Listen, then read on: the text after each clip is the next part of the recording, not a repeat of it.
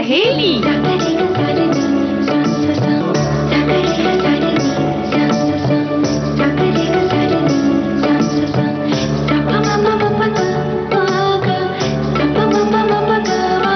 सखी सहेली।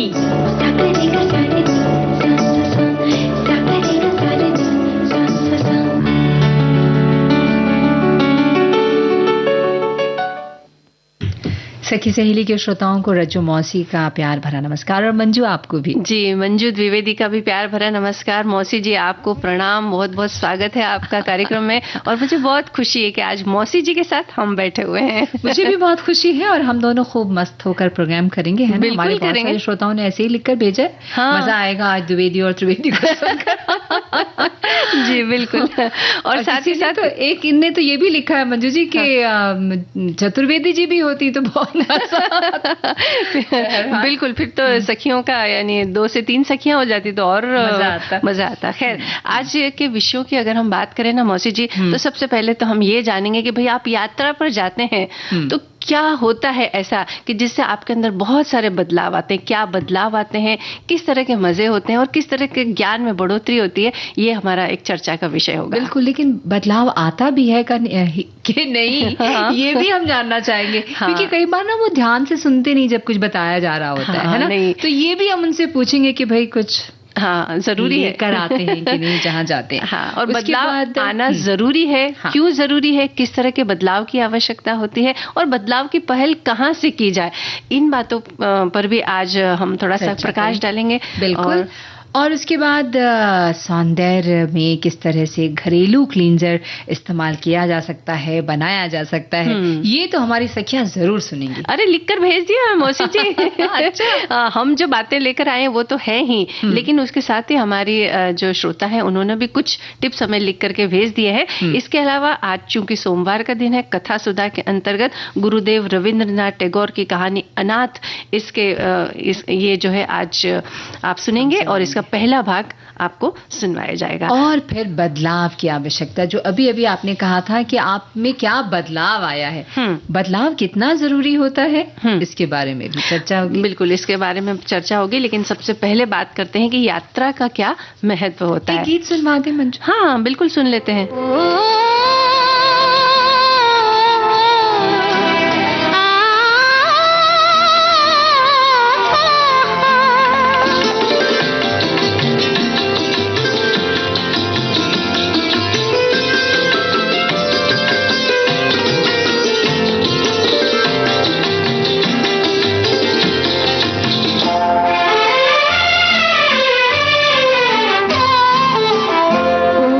कह दे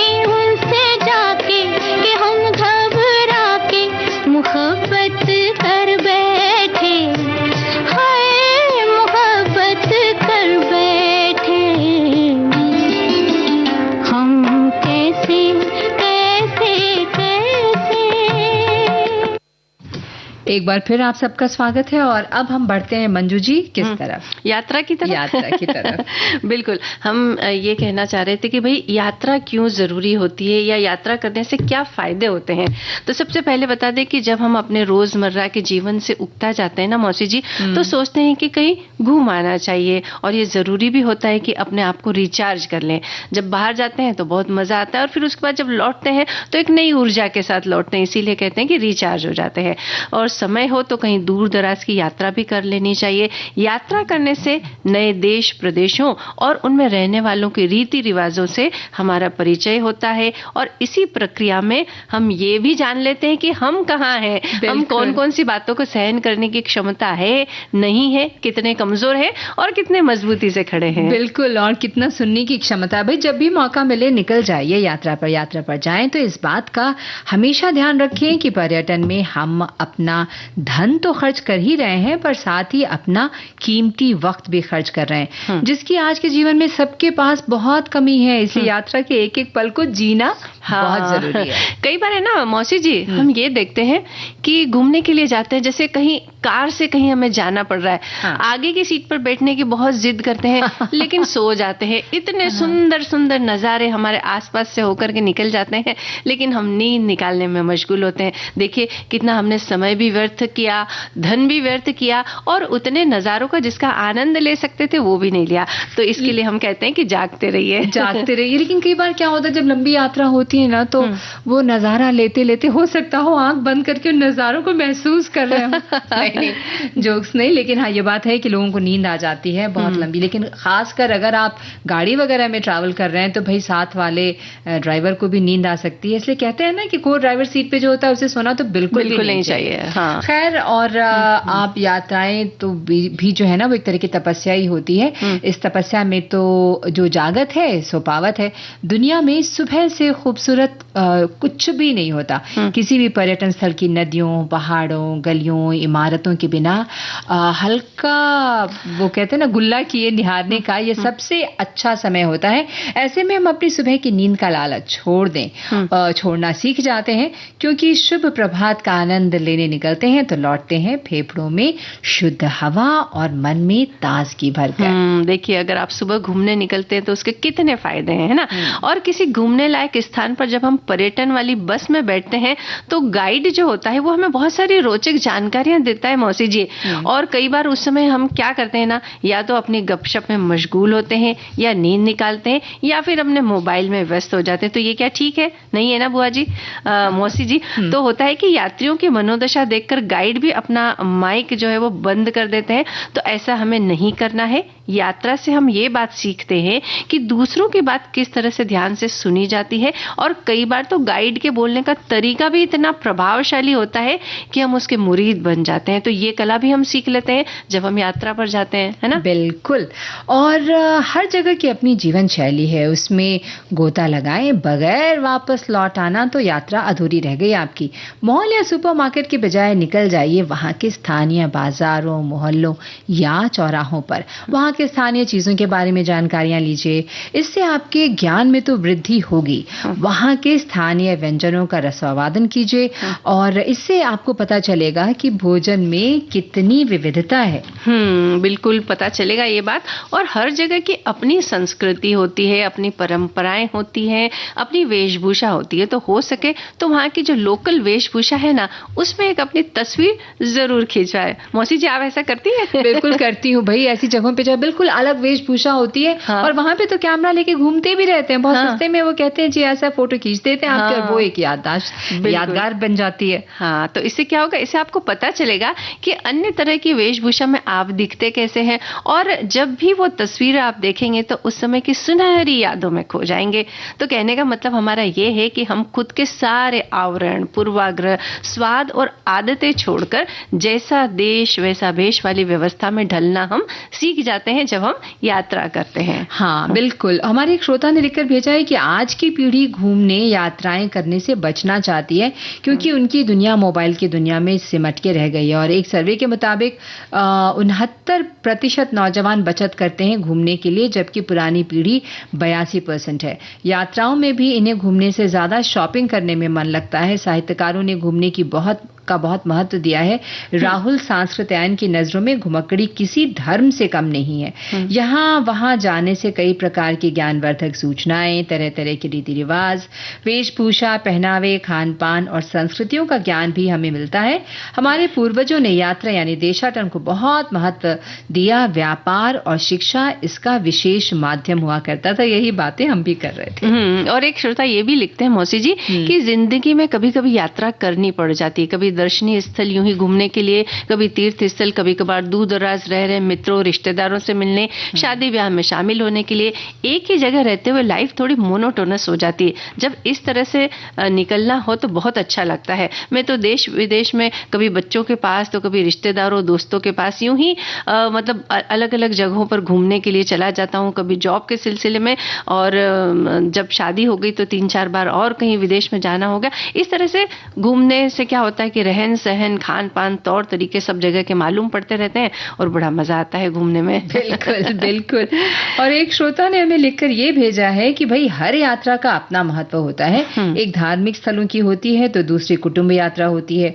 एक यात्रा भगवान के दर्शन के लिए और दूसरी परिवार के बुजुर्गों के दर्शन करने के लिए होती है। दोनों अपनी अपनी जगह विशेष महत्व रखती हैं। एक यात्रा से भगवान प्रसन्न होते हैं तो दूसरों में भगवान स्वरूप बुजुर्ग जनों के साथ पूरा परिवार प्रसन्न होता है। हाँ, और एक श्रोता ये भी लिखते हैं कि यात्रा का जो महत्व है वो परिस्थितियों पर निर्भर करता है। अगर कोई खुशी की सूचना पर कहीं यात्रा कर रहे हैं तो पूरी यात्रा का माहौल का अंदाज बहुत ही सुखद एहसास और हंसी खुशी में बीत जाता है। और वहीं गम और मातम की यात्रा कर रहे हो तो उस विशेष व्यक्ति की यादों में चुपचाप नम आंखों से उनकी यादों को दिमाग और मन में रखकर यात्रा की जाती है। और ये जो यात्रा है मतलब अगर ऐसे माहौल में की जाए तो थोड़ा दर्द भी होता है। लेकिन हम आज जिन बातों की बात कर रहे हैं ना मौसी जी, वो कुछ अलग तरह की बात है। ये तो आपने कही कि अलग अलग तरह की यात्रा है, लेकिन यात्राओं से हमें सीख क्या मिलती है या कितने हम उससे मजबूत बन जाते हैं, इस विषय पर आज हमारा ज्यादा फोकस है। वैसा ही कुछ हमें लिखकर भेजा एक श्रोता ने कि यात्रा हमें प्रकृति के समीप लेकर जाती है। प्राकृतिक सुंदरता तथा शांति आंखों को आनंद प्रदान करती है। कुछ समय के लिए हम अपनी रोज की मुसीबतों को भूल जाते हैं। यात्राओं से हम जीवन का साहसिक अनुभव प्राप्त कर सकते हैं। यात्रा हमें सिखाती है कि हम रोज के जीवन की मुसीबतों को कैसे झेल सकते हैं। कई बार हमें रहने को स्थान उपलब्ध नहीं होता, कई बार खाने का खाना हमारी पसंद का नहीं होता। हमें सहनशीलता से कार्य करना चाहिए तथा मुसीबतों का हल निकालना चाहिए। इस प्रकार की शिक्षा किताबी ज्ञान से कहीं अधिक महत्व रखती है और इस प्रकार यात्राएं हमें जीवन के विभिन्न अनुभव प्रदान करती हैं। यही तो हम कहना चाह रहे हैं ना मौसी जी कि यात्राएं हमें बहुत कुछ सिखाती है। और जो लोग पर्यटन में आराम के लिए जाते हैं उनकी यात्रा झरने में उसी तरह के स्नान के जैसे होती कि जिसमें तन तो भीग जाता है पर मन जो है वो सूखा रह जाता है। आराम और सुकून के लिए तो शायद हमारे घर से बेहतर कोई और जगह हो नहीं सकती और आरामदायक नींद के लिए हमारे शयन कक्ष से अच्छा बिस्तर भी हो नहीं सकता। यात्रा में तो हम सारे आलस, नींद, आराम को छोड़कर घूमते हैं, यानी विपरीत परिस्थितियों से सामंजस्य बिठाना इस दौरान हम सीख जाते हैं। बिल्कुल। और यात्राओं के दौरान भाई हमारे कई लोगों से मुलाकात होती है तो उनके व्यवहार और उनके नजरिए के बारे में पता चलता है। तब हमें ये समझ आती है कि इस चीज को इस दृष्टिकोण से भी देखा जा सकता है। हाँ बिल्कुल, यानी हमारा जो दृष्टिकोण है वो बहुत व्यापक हो जाता है। एक चीज को कितने एंगल से कितने तरीकों से सोचा जा सकता है, देखा जा सकता है। खासकर रेल यात्रा में तो जरूर होता है। बिल्कुल हाँ, उसमें बहुत सारे सहयात्री हमारे साथ होते हैं ना, तो सबकी अलग अलग करतूतें होती है। कोई क्या कर रहा है, कोई क्या कर रहा है, कोई किस तरह की बातें, गपशप करने। हाँ, कई बार तो हमारे अच्छे दोस्त भी बन जाते हैं, मित्र बन जाते हैं हमारे, और कई सालों तक उनसे वो दोस्ती बरकरार रहती है क्योंकि दौरान फोन नंबर एक्सचेंज हो जाता है। बिल्कुल, बिल्कुल। और कई लोग इतने होम सिक यानी कि मतलब घर से इतना जुड़ाव रखते हैं कि उन्हें अपने घर से थोड़े समय भी दूर रहना बड़ा भारी काम लगता है। लेकिन जब आप यात्रा पर जाएंगे तो वहां की खूबसूरती में रम जाएंगे और पता चलेगा कि घर के अलावा भी दुनिया में और भी बहुत कुछ है जो सांसों को रिचार्ज करने के लिए बहुत जरूरी है। बिल्कुल सही कहा मंजू। और जब हम यात्रा करके लौटते हैं ना तो फिर से दुगुने उत्साह से अपने काम में जुट जाते हैं क्योंकि ये यात्रा हमारे जीवन और मन में नवीनता लाती है। अगली यात्रा तक ये पहली यात्रा हमारे मन को गुदगुदाती है। और एक खूबसूरत सा गीत भाई दुनिया वालों को बताइए कि आप कहाँ कहाँ जा रहे हो और क्या क्या सीखे हैं अपनी उस यात्रा से।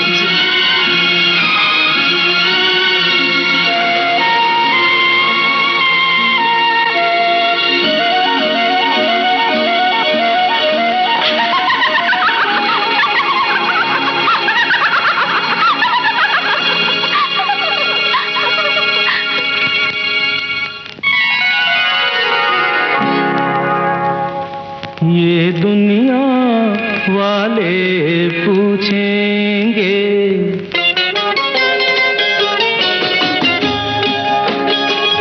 ये दुनिया वाले पूछेंगे, मुलाकात हुई क्या बात हुई, ये बात किसी से ना कहना, ये दुनिया वाले पूछेंगे, मुलाकात हुई क्या बात हुई, ये बात किसी से ना कहना, ये दुनिया वाले पूछेंगे।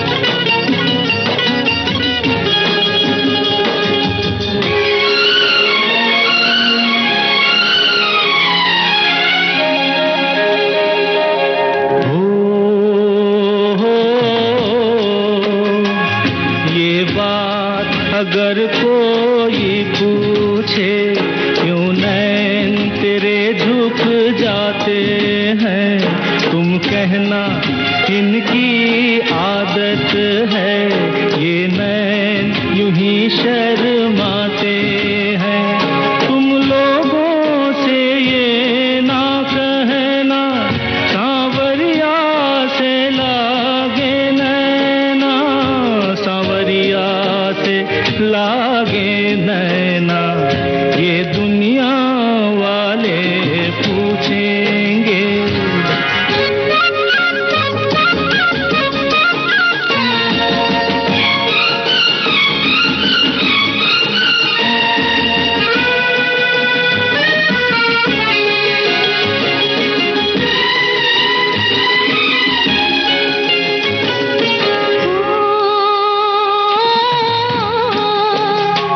मैं तो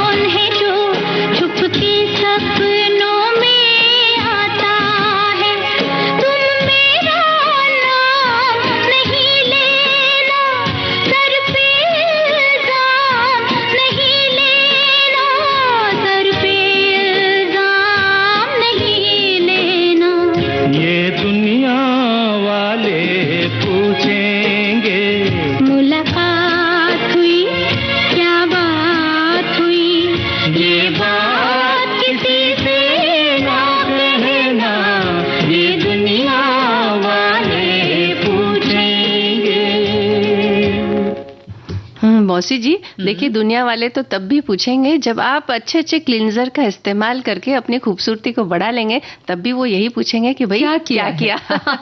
लेकिन उससे पहले एक बात बोलना चाहते हैं कि हम इससे पहले जो बात कर रहे थे यात्रा के बारे में, तो हमारे एक श्रोता ये लिखते हैं कि हम लोग असम गए थे, तब वहां की पोशाक पहनकर फोटो ली और खूब यादगार हो गए हैं वो पल। और एक श्रोता ये भी लिखते हैं कि विविध भारती की प्रसारण यात्रा से जुड़कर कई सारे यात्री स्वरूप श्रोताओं से मिलकर एक अनोखा बंधन हो गया है। बिना रूबरू मिले उन्हें कई सालों से एक दूसरे से जानते हैं, तो इतना अच्छा महसूस हो रहा है कि क्या बताएं। तो देखिए, ये बहुत शुक्रिया। हाँ, यात्रा जिसे हम यात्रा समझ लें वो यात्रा हो गई, और उनसे हम बहुत सारी चीजें अगर सीख लें या अपने आप में बदलाव ला लें तो वो भी यात्रा एक अनोखी यात्रा हो जाती है। बिल्कुल, ना? बिल्कुल। और अब बात करते हैं कि भाई घरेलू क्लींजर किस तरह से बनाया जाए। वैसे हमारे एक श्रोता ने ये बात लिखी है, हम तो जो बताने वाले वो है ही, लेकिन एक श्रोता ये लिखते हैं कि मूली के रस जो होता है उसे घिस करके आप निचोड़ लें उसका मूली का रस, और उसको चेहरे पर लगा लें, तो ये एक बहुत अच्छे क्लींजर का काम करता है। तो इसको हम आजमा कर देखेंगे। बिल्कुल आजमा कर देखेंगे। भाई चेहरा साफ करने के लिए केवल उसे धो लेना ही काफी नहीं होता मंजू, बल्कि गहराई से उसकी सफाई करना भी जरूरी है। और गहरी सफाई न होने पर त्वचा पर मुहासे, ब्लैक हेड्स होने के साथ ही त्वचा बेजान और रूखी भी नजर आने लगती है। तो इसके लिए हमें क्या करना है कि त्वचा को दाग, धब्बे रहित और चमकदार बनाए रखने के लिए घरेलू क्लींजर एक बहुत ही अच्छा माध्यम है, और ये त्वचा को साफ करने के साथ ही निखरा और मुलायम बनाने में मदद करते हैं। बाजार में वैसे तो बहुत सारे ऐसी चीजें उपलब्ध हैं जो आप का इस बात का दावा करते हैं कि भाई ये अच्छा है, इसका इस्तेमाल करें, लेकिन उनमें बहुत सारे केमिकल भी होते हैं और वो महंगे भी होते हैं। हो सकता है आप उसे ना खरीद सके, तो इससे अच्छा है कि अगर छोटी छोटी चीजों को घर में इकट्ठा करके मिला करके आप क्लींजर बना ले, तो वो आपको सस्ता भी होगा। बिल्कुल, और असल चीजें रहती हैं। हाँ, है ना? बिल्कुल भाई जैसे काबुली चना पाउडर और बेसन को खास तौर से त्वचा की सफाई के लिए इस्तेमाल में लिया जाता है। अब काबुली चना पाउडर जो हम बातें कर रहे थे कि वो तो बहुत कड़ा होता है, कठोर होता है। हाँ, तो उसको अगर आप पानी में फुला दें थोड़ी देर तक, रात भर छोड़ दें, तो वो फूल जाता है। हाँ, और नरम हो जाता है। तो उसे आप फिर ये कर सकते हैं। और इनमें मौजूद प्राकृतिक गुण त्वचा की रंगत को निखारने के लिए टैनिंग, मुहासों और दाग धब्बों को भी दूर करते हैं। अब इस्तेमाल कैसे करना है ये बता देते हैं। जैसा कि अभी आपने बताया कि उसको पानी में भिगा दें और वो नरम हो जाएंगे, उसके बाद आप उसे पीस लें बहुत अच्छी तरह से। तो 2 चम्मच हमें क्या लेना है, काबुली चने का ये पाउडर लेना है, उसमें फिर 1 चम्मच हमें बेसन मिलाना है और 1 छोटा चम्मच उसमें हल्दी मिलाएं, और इसके बाद अगर जरूरत हो तो थोड़ा सा दूध डाल करके अच्छी तरह से मिला करके उसका पेस्ट बना लेना है। और पेस्ट को आप चेहरे पर लगाकर 1 से 2 मिनट तक रहने दें, फिर हल्के हाथों से थोड़ी उसकी मसाज करें चेहरे की, और मसाज करने के बाद उसे धो लें, तो आपको पता चलेगा कि चेहरा कितना साफ और निखरा हो गया है। और आप जब आईने में अपने आप को देखेंगे तो आपको लगेगा कि वाकई ये इन चीजों ने असर कर दिया है। वो बिल्कुल हमें बताएंगे फिर कि भाई मंजू जी और मौसी जी, आप लोगों ने जो चीजें बताई थी वो बहुत कारगर साबित हुई है। बहरहाल दूध बेहद असरदार प्राकृतिक क्लींजर है। ये हर तरह की त्वचा के लिए फायदेमंद होता है और ये मृत त्वचा को निकालने में मदद करता है, साथ ही चेहरे को प्राकृतिक चमक भी देता है। इससे त्वचा कोमल और निखरी नजर आती है। हाँ, तो इसको इस्तेमाल करने का तरीका हम बता देते हैं कि 5 चम्मच हमें ठंडा दूध लेना है, उसमें चुटकी भर नमक मिलाना है, दोनों को अच्छी तरह मिक्स करें। इस मिश्रण को आप कॉटन बॉल की मदद से चेहरे और गर्दन पर लगाएं। लगभग 1 से 2 मिनट के बाद हल्के हाथों से चेहरे को गोलाई में घुमाते हुए मसाज करें और फिर उसके बाद पानी से धो लें, तो चमक आ जाएगी चेहरे पर। जी, क्या जैसे दूध को लगाया है तो वो उसको सूखने देने के लिए छोड़ देना चाहिए या फिर 1 से 2 मिनट के बाद धो ही? नहीं, 1 से 2 मिनट हम रहने देंगे ना, तो थोड़ा सूख जाएगा, थोड़ा गीला रहेगा, और उसके बाद जब हम मसाज करेंगे तो अच्छी तरह से मसाज, क्योंकि एकदम जब गीला रहेगा तब भी मसाज करना थोड़ा मुश्किल है, और जब सूख जाए तो भी मसाज नहीं हो पाएगी, तो उसे थोड़ा सेमी लिक्विड रहना चाहिए। भाई खीरा भी जो है वो त्वचा की सफाई के लिए बेहतरीन माना जाता है। ये त्वचा में कसावट लाने के साथ ही दाग के निशानों को भी दूर करता है और इसके इस्तेमाल से त्वचा मुलायम और ताजगी भरी नजर आती है। हाँ, तो इसका इस्तेमाल इस तरह से करना है कि एक खीरे को छील करके उसको मिक्सी जार में पीस लें और खीरे का रस निकाल लें। बड़ी आसानी से निकल जाता है क्योंकि इसमें बहुत रस होता है। इसमें 2 से 3 चम्मच ताजा दही मिलाकर पेस्ट बना लें और पेस्ट को चेहरे और गले पर लगाएं और उसके बाद सूख जाने पर चेहरे को ठंडे पानी से धो ले और हल्के हाथों से पोंछ ले तो चेहरा जो है वो चमक जाएगा। बिल्कुल, और हम एक कुछ और चीजें भी आपको बताएंगे, लेकिन उससे पहले हम लेते हैं एक छोटा सा विराम।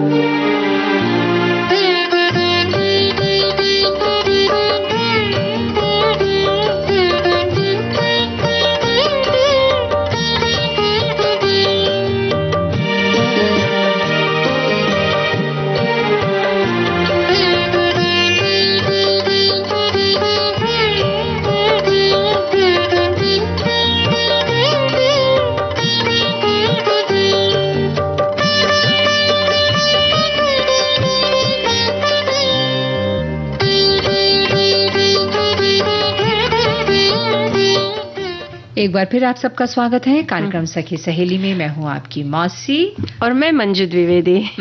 चलिए एक आध चीज और बता देते हैं और उसके बाद हमारे श्रोता जो है कथा सुधा का इंतजार कर रहे हैं। तो शहद एक प्राकृतिक फेस क्लींजर है और त्वचा से धूल मिट्टी को गहराई से निकालता है। शहद बेहद सौम्य होने के साथ ही त्वचा को पोषण देता है, तो संवेदनशील त्वचा के लिए ये काफी फायदेमंद है और ये त्वचा में नमी बनाए रखने का काम करता है। बिल्कुल, और इसको इस्तेमाल आप ऐसे कर सकते हैं कि कटोरी में 1 चम्मच दूध और 4 चम्मच शहद डालकर मिलाएं। इसे चेहरे पर लगाकर 1 मिनट के लिए बस छोड़ दें। इसके बाद हल्के हाथों की मदद से चेहरे पर मिश्रण को घुमाएं। ये मिश्रण सभी तरह की त्वचा के लिए फायदेमंद होता है। बिल्कुल, और इसके अलावा फलों का जो रस होता है, उसका जो पल्प होता है, गूदा होता है, कभी आप अगर पपीता खा रहे हैं तो उसका पल्प निकालिए, थोड़ा सा चेहरे पर लगा लीजिए। संतरे मौसम्बी का रस जो होता है वो भी बहुत फायदेमंद होता है। तो इस तरह से इन छोटी छोटी चीजों को अपना करके चेहरे की चमक बढ़ाइए। और फिलहाल हम अपने कार्यक्रम की चमक थोड़ी और बढ़ा रहे हैं। कथा सुधा का इंतजार है हमें भी और श्रोताओं को भी।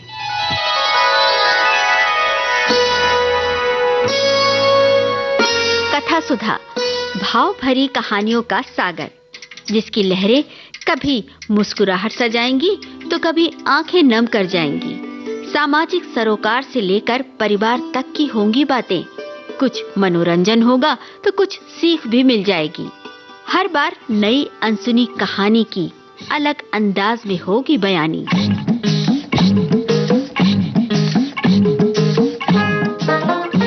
कहानी की मौलिकता बनाए रखते हुए श्रोताओं के लिए कार्यक्रम रोचक और सुगम हो, इसलिए कहानी में थोड़े बहुत बदलाव किए गए हैं।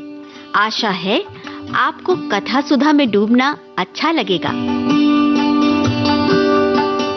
हम आपको सुनवा रहे हैं गुरुदेव रविंद्रनाथ टैगोर की लिखी कहानी अनाथ का पहला भाग।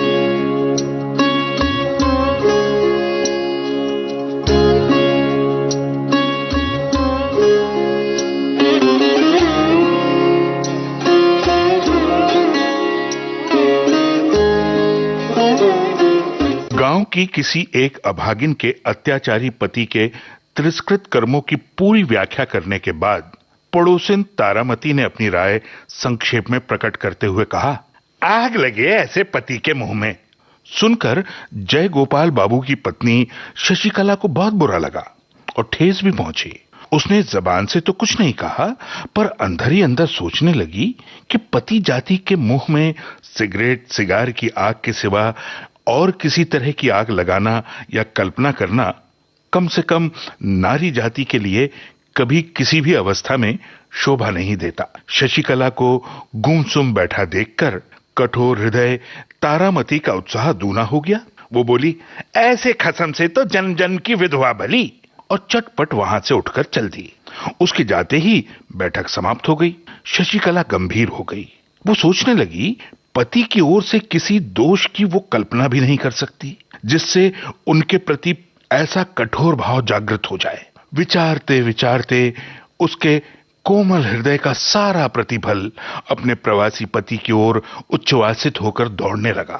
पर जहां उसके पति शयन किया करते थे, उस स्थान पर दोनों बाहें फैलाकर वो औंधी पड़ी रही और बारंबार तकिए को छाती से लगाकर चूमने लगी। तकिए में पति के सिर के तेल की सुगंध को वो महसूस करने लगी और फिर द्वार बंद करके बक्स में से पति का एक बहुत ही पुराना चित्र और स्मृति पत्र निकालकर बैठ गई। उस दिन की निस्तब्ध दोपहरी उसकी इसी प्रकार कमरे में एकांत चिंता, पुरानी स्मृति और व्यथा के आंसुओं में बीत गई। शशिकला और जय गोपाल बाबू का दाम्पत्य जीवन कोई नया हो सो बात नहीं है। बचपन में शादी हुई थी और इस दौरान में कई बाल बच्चे भी हो चुके थे। दोनों ने बहुत दिनों तक एक साथ रहकर साधारण रूप में दिन काटे। किसी भी ओर से इन दोनों के अपरिमित स्नेह को देखने कोई कभी आया नहीं। 16 वर्ष की एक लंबी अवधि बीतने के बाद उसके पति को महज काम धाम ढूंढने के लिए अचानक परदेश जाना पड़ा और विच्छेद ने शशि के मन में एक प्रकार का प्रेम का तूफान खड़ा कर दिया। विरह बंधन में जितनी खिंचाई होने लगी, कोमल हृदय की फांसी उतनी ही कड़ी होने लगी। इस ढीली अवस्था में जब उसका अस्तित्व भी मालूम नहीं पड़ा, तब उसकी पीड़ा अंदर से टीसे मारने लगी।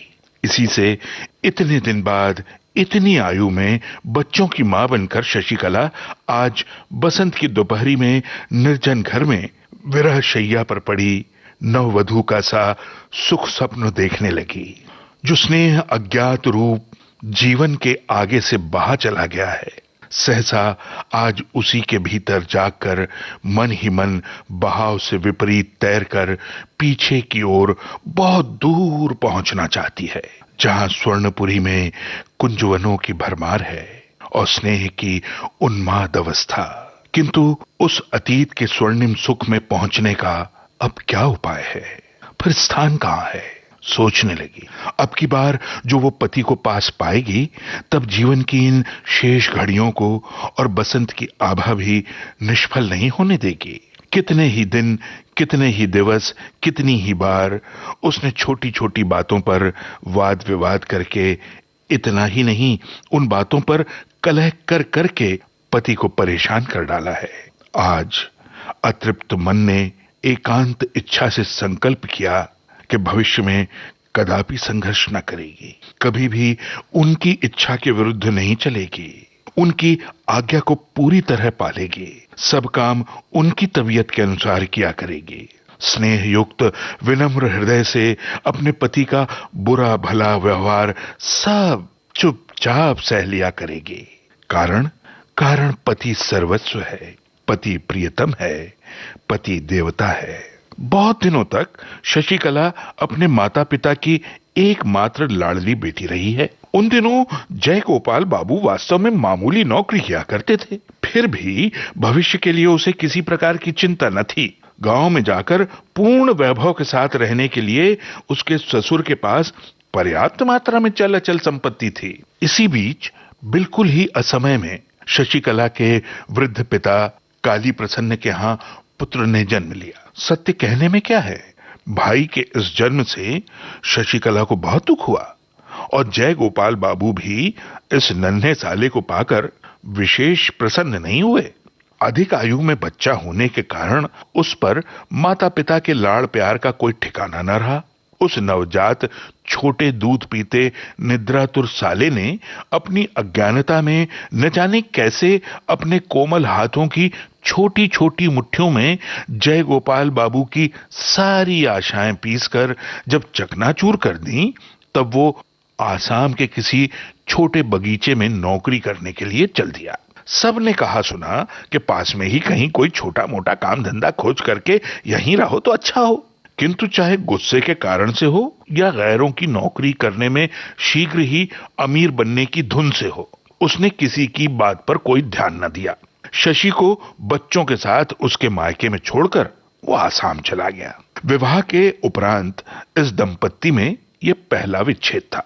पति के चले जाने से शशि को दुधमुहे भाई पर बड़ा क्रोध आया। जो मन की पीड़ा को स्पष्ट रूप से कह नहीं सकता, उसी को क्रोध अधिक आता है। छोटा सा नवजात शिशु मां के स्तनों को चूमता और भींचकर निश्चिंतता से सोता, और उसकी बड़ी बहन अपने बच्चों के लिए गर्म दूध, ठंडा भात, स्कूल जाने की देर इत्यादि अनेक कारणों से रात दिन रूठ कर मुंह फुलाए रहती और सारे परिवार को परेशान करती। थोड़े दिन बाद ही बच्चे की मां का स्वर्गवास हो गया।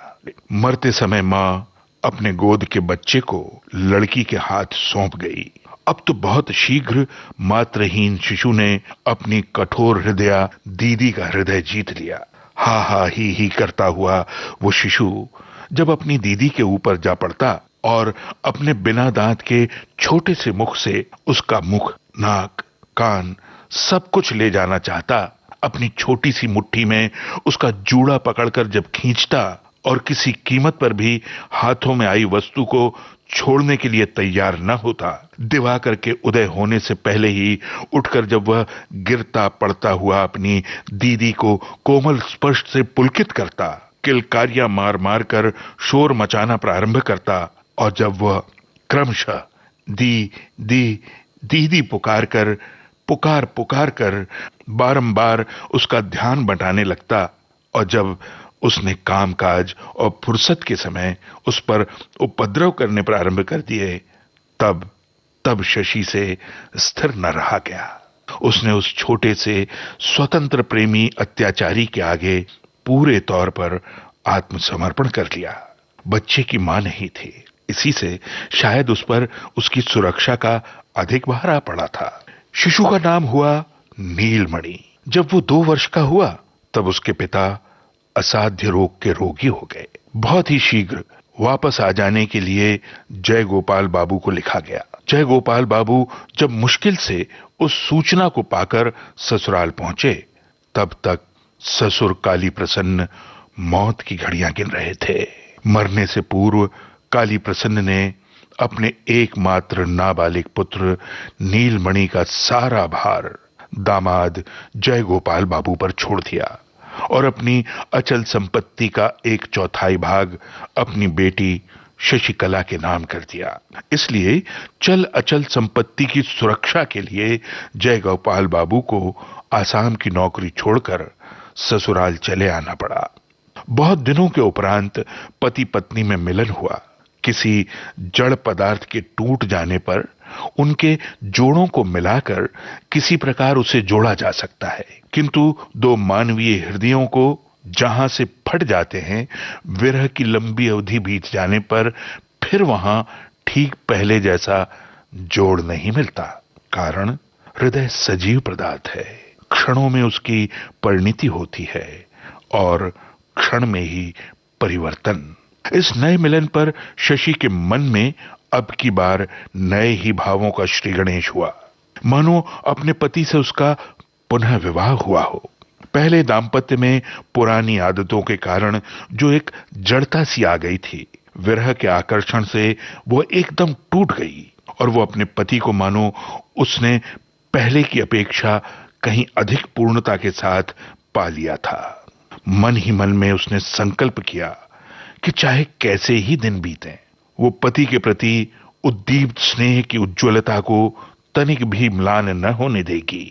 किंतु इस नए मिलन में जय गोपाल बाबू के मन की दशा कुछ और ही हो गई।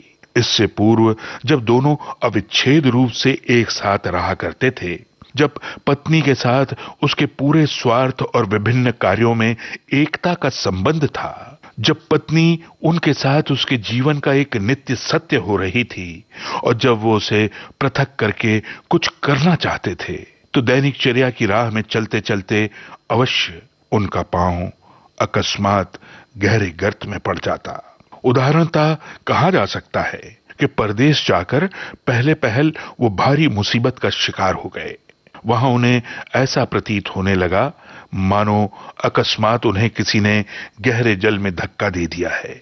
लेकिन क्रमशः उनके इस विच्छेद में नए कार्य को थेकली लगा दी गई। केवल इतना ही नहीं, अपितु पहले जो उनके दिन व्यर्थ आलस्य में कट जाया करते थे, उधर 2 वर्ष से अपनी आर्थिक अवस्था सुधारने की कोशिश के रूप में उनके मन में एक प्रकार की जबरदस्त क्रांति का उदय हुआ। उनके मन के सम्मुख मालदार बनने की एक निष्ठ इच्छा के सिवा और कोई चीज न थी। इस नए उन्माद की तीव्रता के आगे पिछला जीवन उनको बिल्कुल ही सारहीन सा दृष्टिगत होने लगा। नारी जाति की प्रकृति में खास परिवर्तन ले आता है स्नेह, और पुरुष जाति की प्रकृति में कोई खास परिवर्तन होता है तो उसकी जड़ में रहती है कोई न कोई दुष्ट प्रवृत्ति। जय गोपाल बाबू 2 वर्ष पश्चात आकर पत्नी से मिले तो उन्हें हूबहू पहली सी पत्नी नहीं मिली। उनकी पत्नी शशि के जीवन में उनके नवजात साले ने एक नई ही परिधि स्थित कर दी थी, जो पहले से भी कहीं अधिक विस्तृत और संकीर्णता से कोसों दूर है। शशि के मन के इस भाव से वो बिल्कुल ही अनभिज्ञ थे और न इससे उनका कोई मेल ही बैठता था। शशि अपने इस नवजात शिशु के स्नेह में से पति को भाग देने का बहुत यत्न करती, पर उसमें इसे सफलता मिली या नहीं मिली ये कहना कठिन है।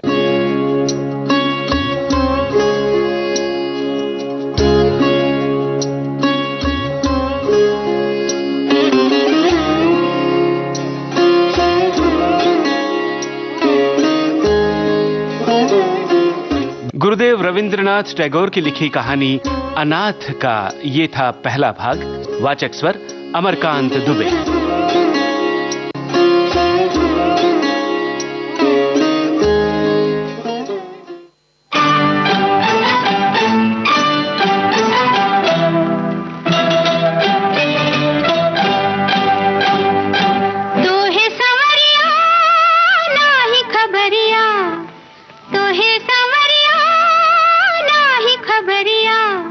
तुम्हारे कारण अपने देश में बलम हम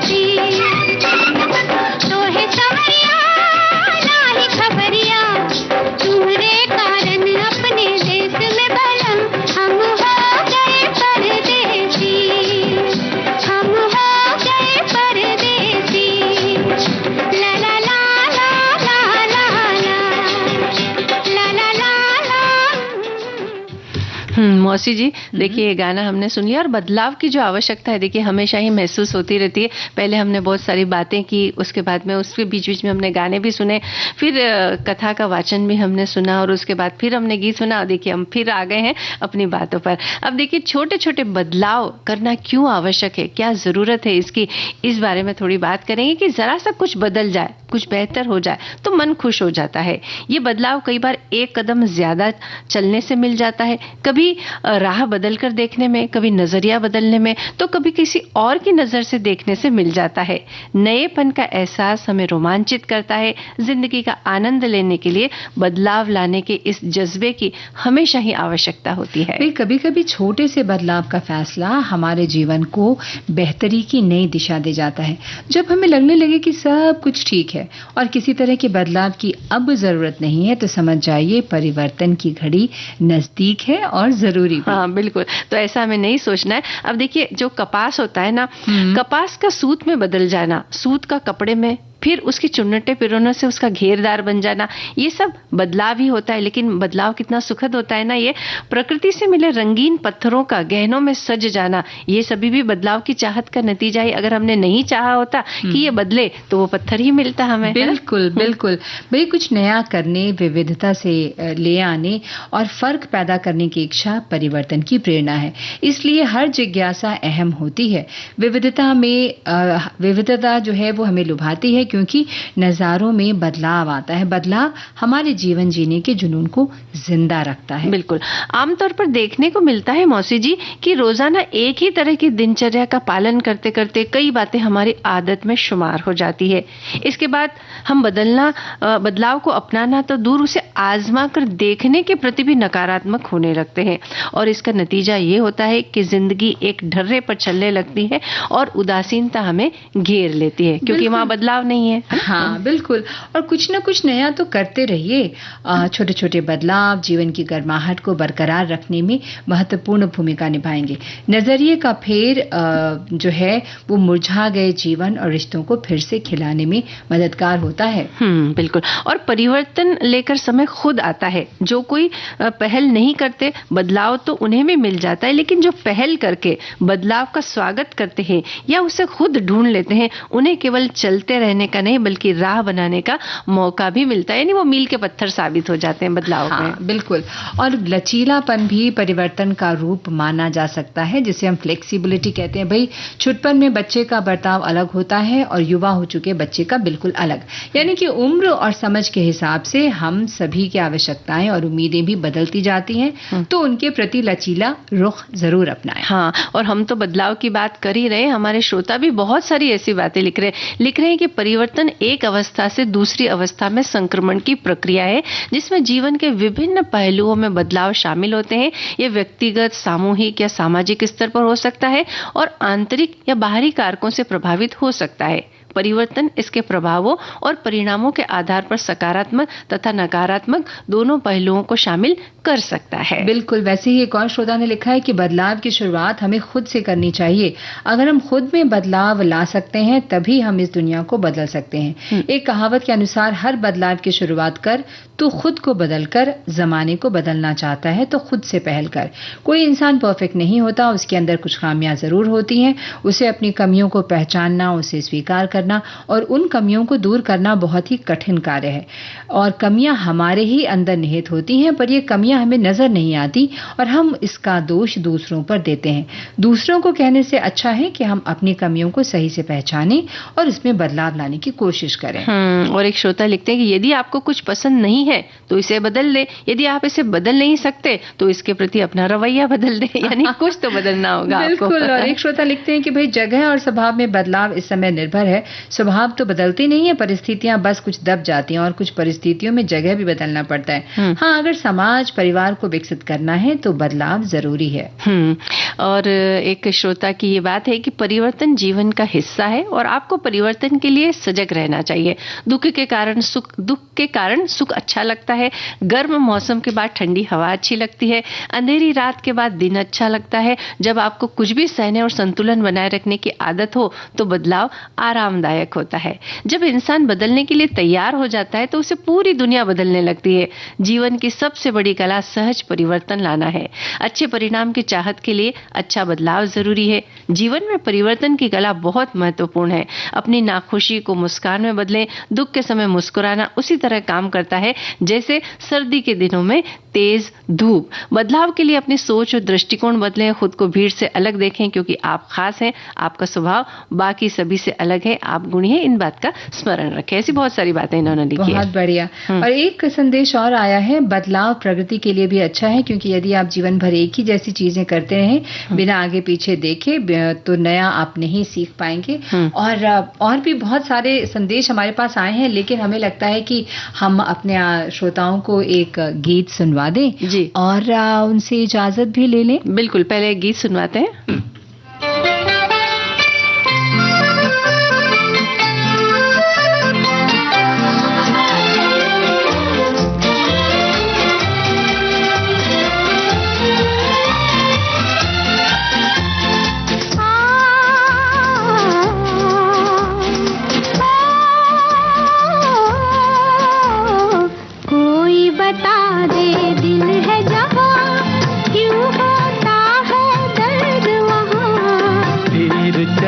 के ये तो न पूछो दिल है कहाँ और दर्द कहाँ।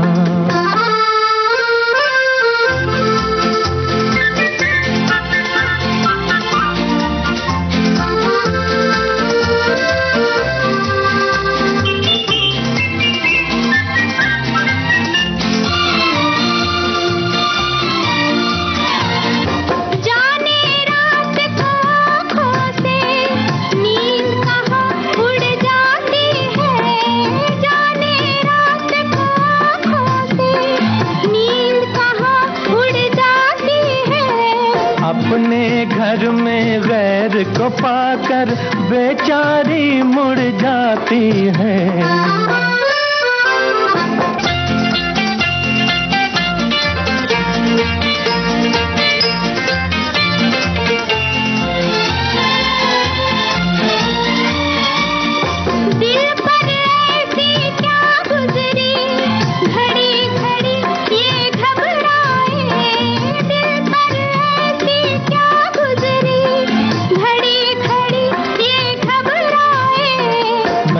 किसी का हो बैठा ये धड़क धड़क कर समझाए। कोई बता दे दिल है जहाँ क्यों होता है दर्द वहाँ। तीर चला के ये तो न पूछो दिल है कहाँ और दर्द कहाँ। और मौसी जी, जहाँ घड़ी है वो हमें इशारा कर रही है कि बस अब हम इस कार्यक्रम को समाप्त करना होगा, तो इजाजत दीजिए। आप सभी को मंजू द्विवेदी और रज्जो मौसी का नमस्कार।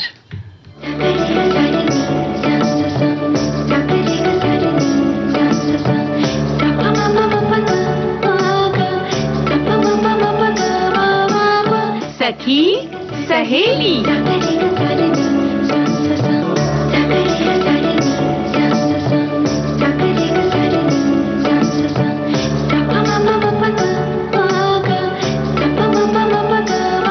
सखी सहेली।